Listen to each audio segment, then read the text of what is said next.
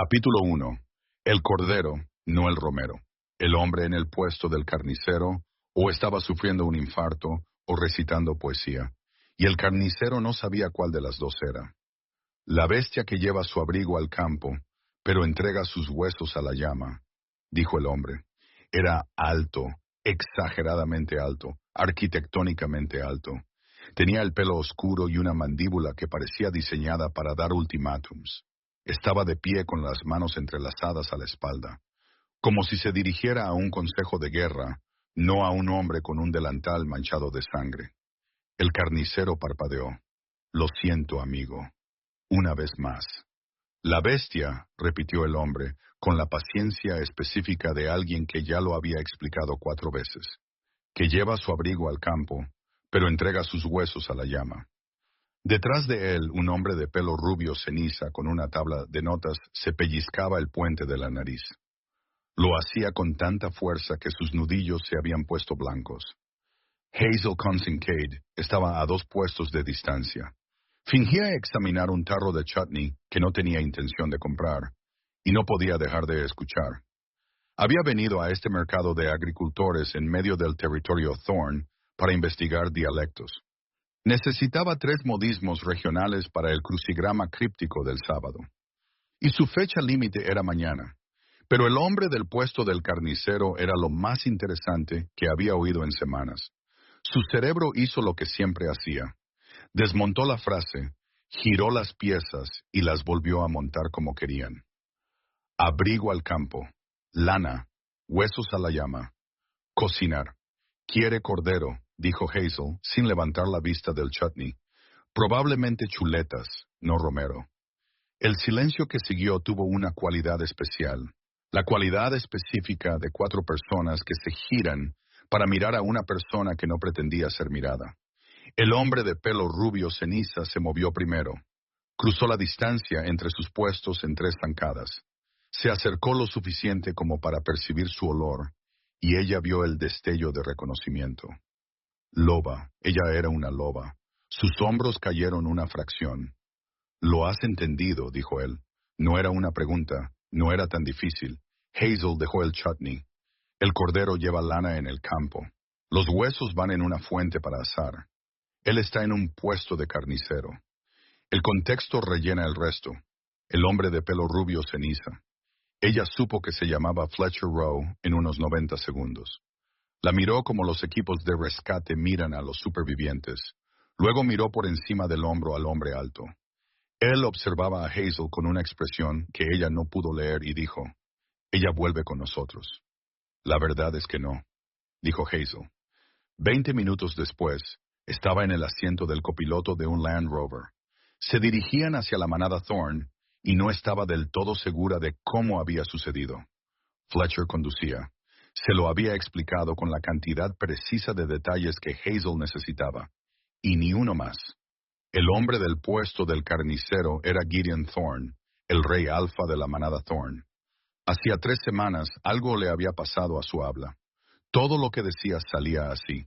Acertijos, versos, un lenguaje críptico que codificaba su significado, pero nunca lo entregaba claramente. La escritura también. Su caligrafía salía enredada y los mensajes de texto eran peores. Incluso señalar palabras en una página las desordenaba. Fuera lo que fuera, había bloqueado todos los canales. ¿Alguien más ha podido descodificarlo?, preguntó Hazel. ¿Su beta? Fletcher la miró. Ese soy yo. Entiendo una de cada 4 en un buen día. Una de 4, el consejo de la manada entiende 0. Sus ejecutores entienden 0. Su madre entiende 0 y está furiosa por ello. Fletcher se frotó la cara. Hobbes nos dijo la condición para romperlo hace semanas. Gideon tiene que decir alguna verdad claramente, pero cada vez que lo intenta, la maldición lo enreda peor. Simplemente no puede hacerlo. Tú descifraste 1 a 3 metros de distancia mientras mirabas un chutney. La loba de Hazel, la parte de ella que había pasado 3 años matando de hambre, manteniendo a raya, negando cada instinto que conllevaba no tener manada, levantó la cabeza. Manada. La manada huele a calor. Ve allí. Cállate, pensó Hazel, no vamos a hacer esto. Un día, dijo Hazel, observaré la situación durante un día. Tengo una fecha límite para un crucigrama. Un día, asintió Fletcher, con el tono de un hombre que aceptaría lo que pudiera conseguir. La casa de la manada Thorne era una enorme construcción de piedra y madera al final de un camino de grava. Era el tipo de casa a la que cada generación había añadido algo hasta que solo tenía sentido para sí misma. Olía a humo de pino, a madera vieja y a unos 30 lobos que vivían unos encima de otros como lo hacen las manadas. En capas, cálidos, con un poco demasiado de café. Gideon esperaba en lo que parecía ser un estudio, estanterías del suelo al techo, un escritorio del tamaño de un país pequeño, mapas clavados en la pared con notas manuscritas. Hazel se dio cuenta al acercarse de que todas estaban en forma de acertijo. Quienquiera que hubiera maldecido a este hombre no se había detenido en el habla. Le vio intentar señalar una línea específica en uno de los mapas. Su mano dibujó una espiral en su lugar, como si incluso sus gestos hubieran sido desviados. Estaba de pie detrás del escritorio, y cuando ella entró, él levantó la vista. Lo que pasaba con Gideon Thorne era que llenaba toda la habitación sin moverse. No físicamente, aunque era lo suficientemente grande como para lograrlo también. Era la quietud, la forma en que sus ojos grises la siguieron desde la puerta hasta la silla frente a su escritorio. Lo hizo con una precisión que se sentía calibrada. Su loba no levantó la cabeza esta vez. Se abalanzó hacia él. Ese, querer más cerca, más cerca. ¿Por qué no estamos más cerca? Hazel mantuvo su rostro neutral y pensó con mucha firmeza en los crucigramas. ¿Qué palabra haría honesto el silencio? Dijo Gideon. Hazel lo miró durante 3 segundos. Estás preguntando mi nombre. Algo cambió en su rostro, no una sonrisa. Gideon Thorne no parecía alguien que sonriera de forma casual. Fue una liberación fraccional de tensión, como si un solo hilo en él se hubiera aflojado. Su mano, apoyada en el escritorio, se aplanó contra la madera. Una presión deliberada, para anclarse. Hazel con Kincaid, dijo ella. Escribo crucigramas. Estaba en tu territorio para investigar dialectos. No me quedo. El río no le pide a la piedra que se mueva, dijo Gideon. La rodea. Fletcher, desde la puerta.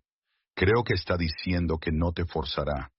Sé lo que está diciendo, dijo Hazel. No había apartado la vista de Gideon. También está diciendo que el río sigue llegando a donde va. Es una forma muy educada de decir que cree que me quedaré de todos modos. El silencio esta vez tuvo una cualidad diferente. Los ojos grises de Gideon se encontraron con los de ella. Por un momento, la maldición del acertijo, el estudio y la casa de la manada desaparecieron.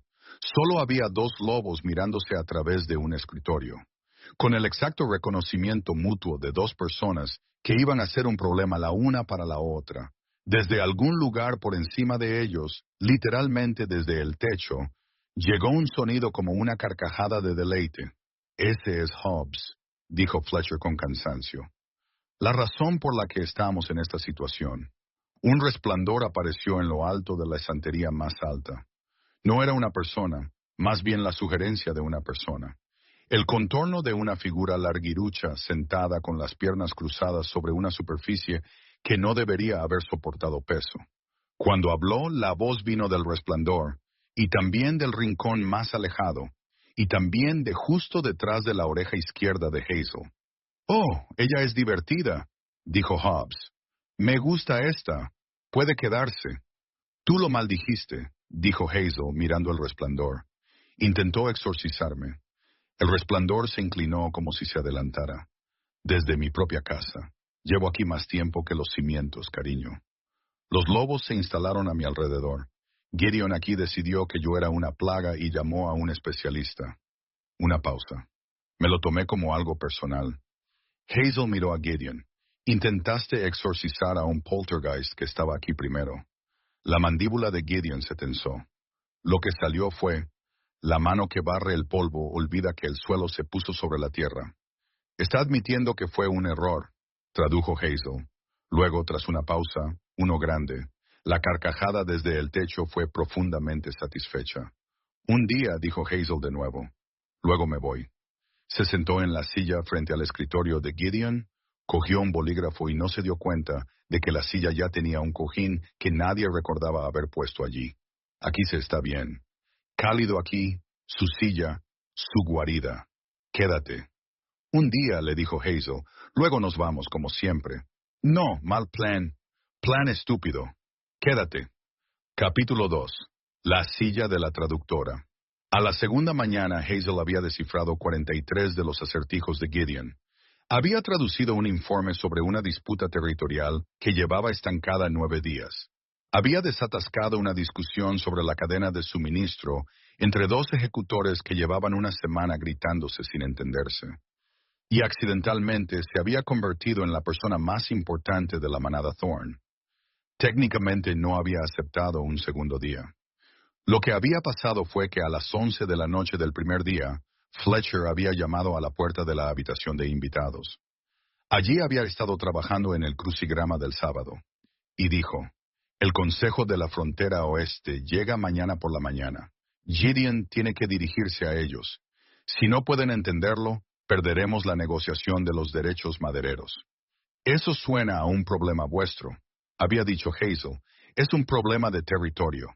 Si perdemos los derechos madereros, 3 negocios humanos secundarios cerrarán y 60 miembros de la manada perderán sus ingresos. Hazel había mirado su crucigrama. La 14 horizontal seguía vacía. Había escrito y borrado la pista para quedarse 4 veces. Un día más, había dicho. Ahora estaba sentada en una silla de madera tallada a la derecha de Gideon en la mesa del consejo. Traducía en tiempo real y algo había cambiado. No en la habitación, en ella.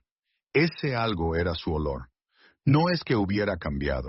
Era la misma firma de resina de pino, piedra fría y lluvia de hierro desde el primer día. Pero la proximidad le estaba haciendo algo. Sentarse a su derecha significaba sentarse dentro del radio donde su olor dejaba de ser una nota y empezaba a ser un clima. Cada vez que él giraba la cabeza, se movía. Cuando se inclinaba hacia adelante, se intensificaba. Cuando su mano aterrizaba en la mesa cerca de la de ella, sin tocar, nunca tocando, pero cerca, la nota de hierro se agudizaba. Y ella percibía algo por debajo. Cedro, cálido, cercano. Su loba, que había sido semimanejable en el escritorio, se volvió salvaje. Tócalo. Su mano, ahí mismo. Pon nuestra cara en su cuello. Huele a nuestro. ¿Por qué nadie lo está tocando? Deberíamos estar tocándolo ahora. Ahora. Hazel agarró su bolígrafo con tanta fuerza que crujió y pensó con mucha firmeza en las propiedades estructurales de la construcción de anagramas. 3 lunas ha esperado la silla, dijo Gideon, dirigiéndose al consejo fronterizo. Los mapas hablan en la lengua equivocada. La línea trazada en verano no se mantiene en la helada. La negociación del territorio lleva estancada 3 meses, dijo Hazel sin pausa. Los informes del topógrafo son inexactos. La frontera acordada en junio no tiene en cuenta el cambio estacional del nivel del agua. Siguieron así durante 1 hora. Gideon decía acertijos. Hazel hablaba en un lenguaje claro. El consejo dirigía sus preguntas a Gideon. Las respuestas de Gideon llegaban a través de Hazel.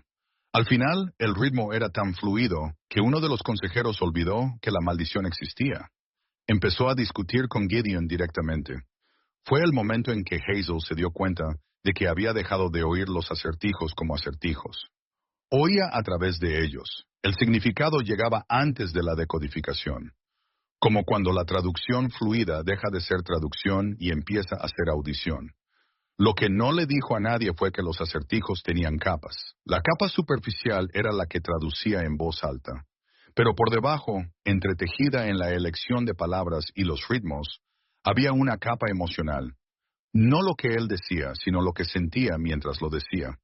Las piedras recuerdan lo que el arquitecto olvida, dijo durante una pausa. La superficie, el precedente histórico en disputas fronterizas, la corriente subterránea, la frustración de un hombre que sabía exactamente lo que quería decir, y podía sentir cómo las palabras se reordenaban al salir. Ella decodificó ambas y tradujo solo la primera. Después de la sesión, Fletcher la encontró en la cocina. Eres aterradoramente buena en esto, dijo, dándole un café. Es solo reconocimiento de patrones, igual que los crucigramas. Hay una diferencia entre saber que es un patrón y descifrarlo en vivo mientras un consejo fronterizo te mira. Fletcher se sentó. Lo conozco desde hace 15 años. Entiendo un tercio de lo que dice. Tú lo entendiste todo el primer día. Desde el pasillo, un estruendo, otro estruendo, palabrotas creativas, y luego la carcajada de Hobbes. Reorganizó el cuarto de las botas. Dijo Fletcher. Ayer fue el estante de las especias. Todo alfabetizado en latín. ¿En latín? Lleva aquí siglos. Se aburre. Fletcher hizo una pausa. En realidad le gustas. La semana pasada puso todos los tenedores en el jardín, pero no ha tocado ninguna de tus cosas. Como por arte de magia, el espejo de la cocina se empañó a pesar de que la habitación estaba cálida, y aparecieron palabras. Debería quedarse. Mucho más interesante ahora. Puede oírnos. Puede oírlo todo. Él es la casa, o la casa es él. La distinción dejó de importar alrededor de 1847. Fletcher bebió su café con la calma resignada de un hombre que había dejado de sorprenderse por nada.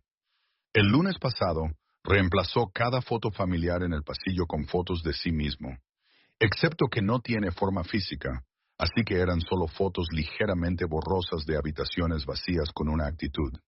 ¿Cómo puede una habitación vacía tener una actitud? Tendrías que verlas, irradiaban presunción.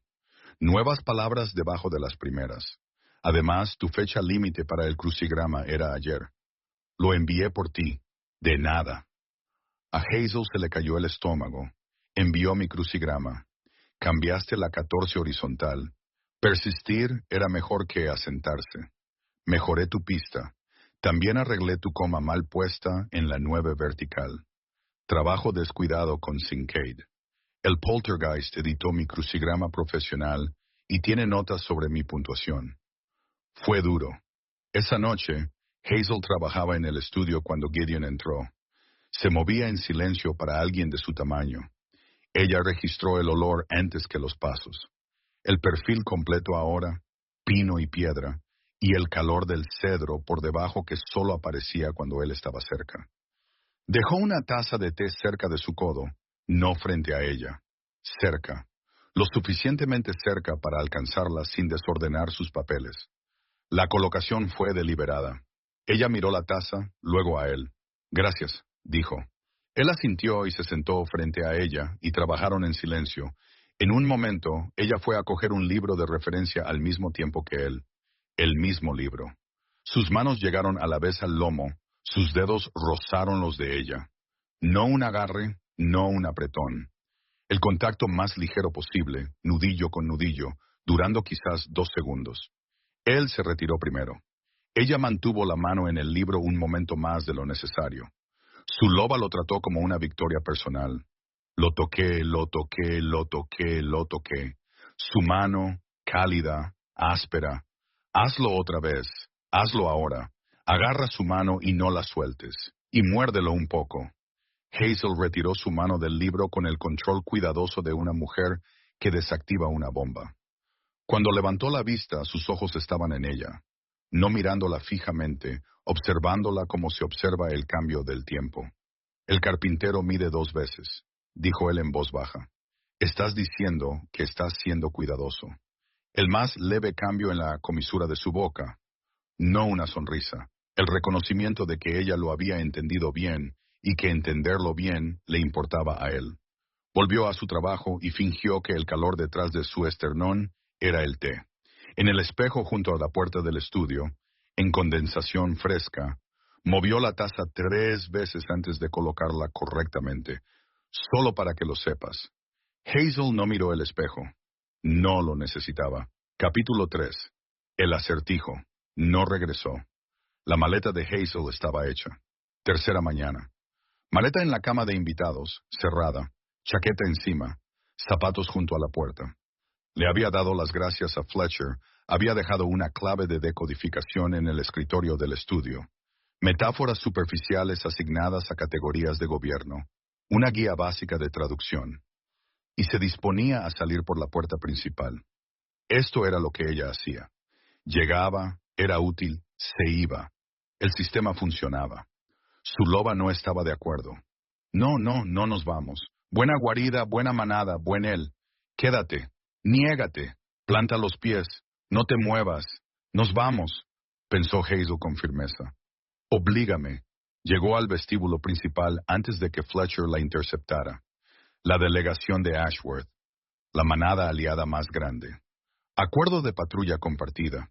No se puede proceder si no pueden entender al rey Alfa. Ya había oído ese discurso antes. Miró su maleta. Miró la puerta.